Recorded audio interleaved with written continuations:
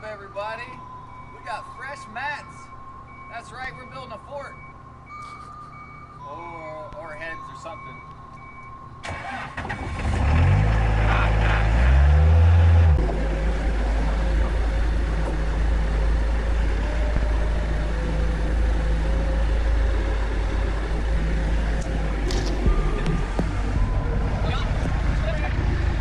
What's happening, everybody? We're gonna pick up where we left off with vlog episode number 2. Still working on these KX500s. We finished up operation 1 and 2 on all the parts. So we're gonna do 3 and 4. So as you can see here, this is the finished result of op 1 and 2. We don't have the motor mount or the coolant fitting board out here. So we're gonna load up some new tools, get these cullet holders set up. Since I haven't run this part before, we gotta load some new tools because some operations that can't be done with the tools that are presently in the machine. So we'll need to set these up. We're gonna hopefully get a finished result to where we can install this fitting here. This batch of parts will not have the compression release installed. I've had a lot of people request that we do a batch without them. In the event that someone wants the compression release added in, I just put the part back in the machine, bore out that hole, and it's a matter of whether or not you get the chamber that has the relieved hole in it and is threaded. So we've got a scrap part here. Things don't always go as planned, of course, with a new setup.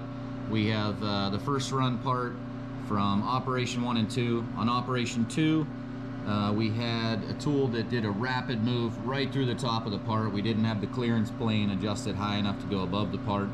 Did not catch that in our simulation mode, which does sometimes happen. The CAD CAM software does simulate the machining process of the part, so a lot of times we can catch errors like this in advance. But in this case, it's not really a problem. I'm going to load this tool or this part in the machine to run the first operations here and here. If we have any complications, any issues, any problems, we've already got a part that's no good, so that's a good place to start. From there, we've got a bunch of these finished op 1 and 2s, so we're just going to run these out through, I would imagine it's probably going to take the rest of the week into the new year. Friday is the new year, so we're going to be kicking off 2022 coming in real soon. So yeah, we're going to run out these parts. We'll give you a time lapse of the setup, and then we got a bunch of other stuff to show you that came in this week. We've got some more raw material. We're going to be setting up on a new project for KTM 85-105 parts, and we've got some more top ends that we're going to take care of, so stay tuned.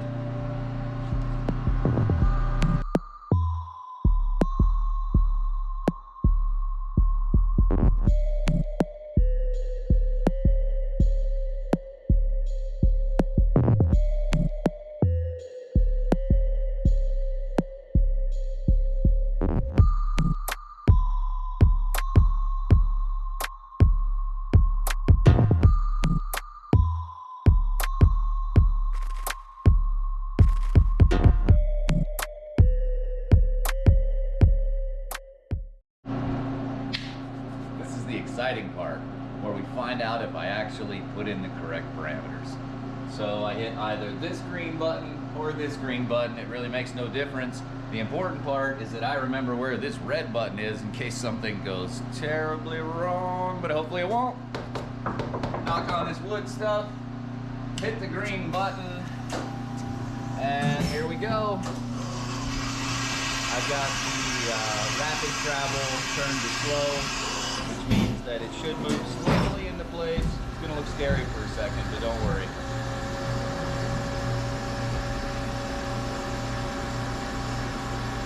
And I believe that's the correct tool.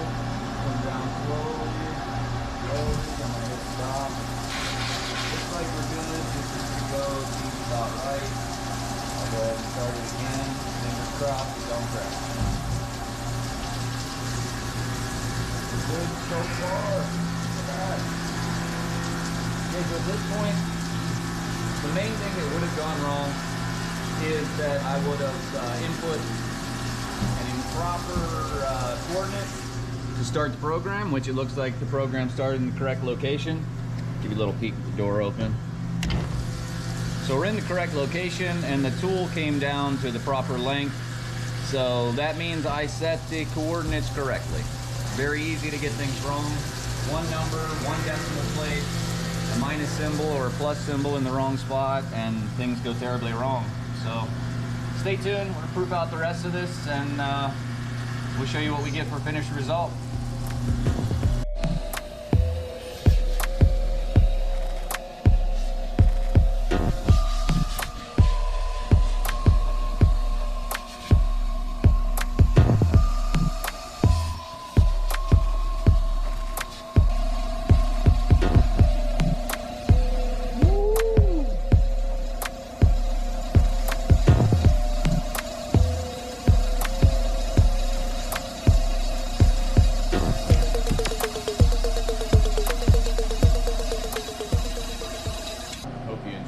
Prime intermission, buffing out those brackets. So we're back at the machine, as you can see. Pretty much self-explanatory. Let's get right down to the nitty-gritty. Running these KX500s, we did have some difficulties. I was using a 3-jaw chuck in the 4 or 5 axis, and we were holding this fixture here, somewhat like so, with these clamped with the jaws here. Basically what happened was we had some slippage, the fixture was moving, and that is unsatisfactory because everything needs to be precisely located when you're doing CNC manufacturing, and setup is one of the trickiest parts of running a CNC machine. Holding the part is actually very complicated, especially as you machine away pieces of the raw stock. You have less to hold as you change to different fixtures. So this setup moved, it wasn't any good anymore, the parts weren't going to come out correct, so we removed this chuck and replaced it with a solid piece of stock, dowel pinned and bolted directly to the face of this rotary. We then machined a new piece, and when I say we, I had some help from my dad. He was in town over the holidays. We're now into 2022, so Happy New Year, everybody. But we got a new faceplate on top of here, solid mounted to this faceplate, mounted to this surface plate here, which is our rotary. So we've now got a solid fixture, dowel pinned on each layer. So we've got dowel pins in the face here, dowel pins in the face here, and all these dowel pins align the cylinder heads to do the motor mount operations. Add any other, like in the case of the 500 heads, we do the compression release. Add in the hole for that. So new setup, very nice fixture here, very happy with the way it holds the parts, and we'll take a step back and show you what we've got for finished production. So we've got about, I think, 46 pieces here, this table here and this one over here. We're going to group these together with some of the other parts, get them sent off to anodizing. We've got one more round of production, which I'll set up and you'll see in the next vlog coming up soon. So stay tuned, and we'll have some more coming at you.